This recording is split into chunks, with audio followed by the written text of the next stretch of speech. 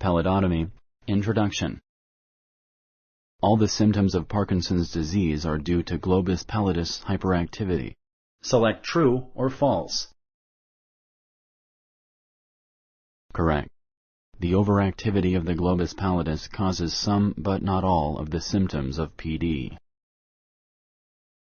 Pallidotomy is usually done on one side only during an operation. Select true or false. Correct. The other side could be done at a later date if needed. Pallidotomy is usually done under general anesthesia. You will be asleep during the procedure. Select true or false. Correct. People are usually awake during this kind of surgery. This allows the surgeon to check the neurological condition and to stimulate the brain. Are infections very common after surgery?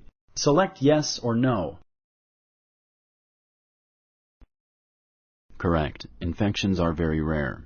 Though rare, infections as well as bleeding and scarring may occur. Paralysis, death, and bleeding are common after pallidotomies. Select true or false. Correct. Paralysis, death, and bleeding are not common after pallidotomies, but they could happen. The operation is always successful. Select true or false. Correct.